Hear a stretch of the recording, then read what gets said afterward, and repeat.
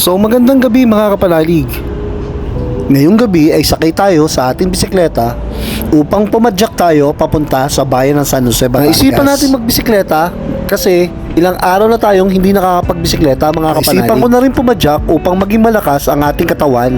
So dito nga ay dinaanan natin ang ating simbahan upang magpasalamat tayo sa mahal na patron na si Santiago.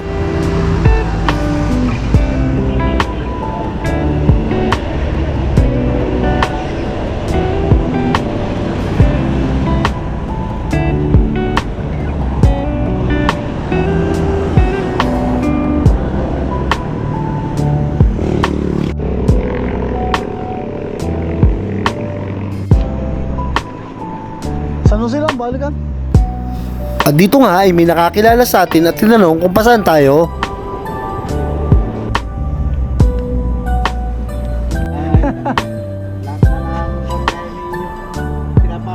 Napahinto rin tayo dito dahil tinawagan tayo ng mga kaibigan natin. At dito nga ay narating na natin ang bayan ng San Jose. Kaya panoorin ninyo kung anong itsura ng San Jose pagka ganitong gabi.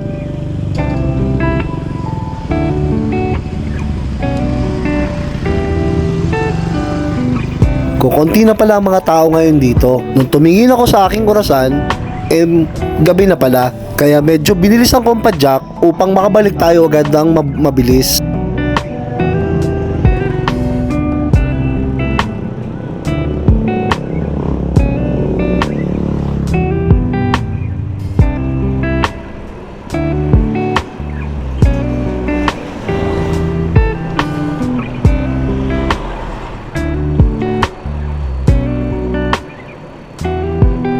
Napansin natin na medyo safe din nga pala dito pag gabi.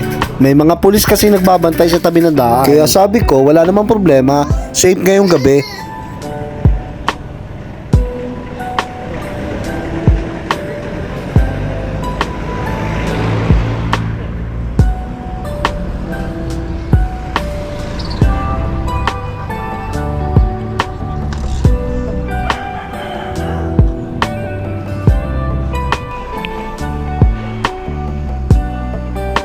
Dito nga ay ramdam ko na ang pagod.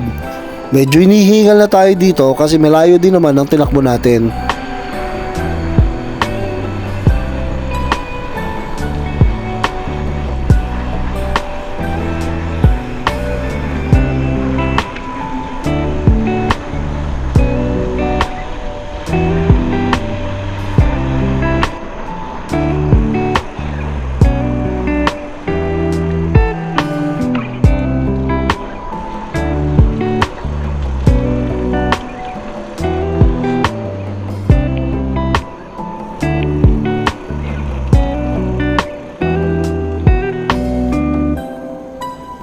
Dito ay napagpasyahan ko munang huminto para makapagpahinga ng konti.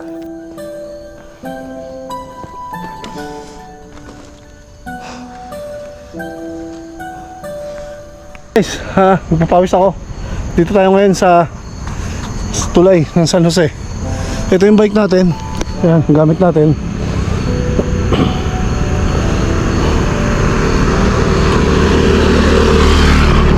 So, tumigil lang tayo dito sa may tulay. Hindi ko alam kung tawag dito sa tulay na to. Comment below kung alam nyo yung tulay. Mga kapanalig ngayon, marami dumadaan. Pero ang ganda ng tulay na to.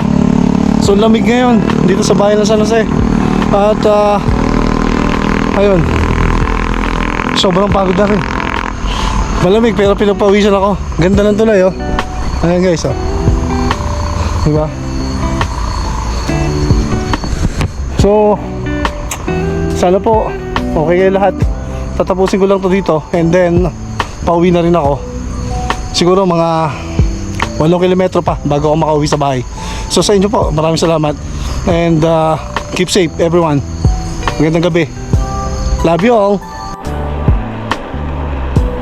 So pinagpatuloy ko na po ang ating pagpadyak. Medyo madali na to kasi palusong na ang ating tinatahak. Nagmamadali na rin tayo para makauwi agad tayo.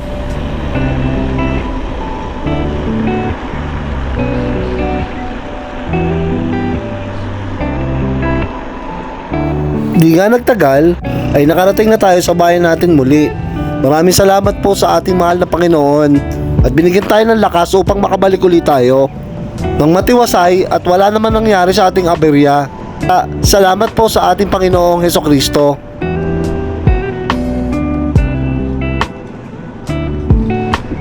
So yun guys, nakarating ako dito sa bahay.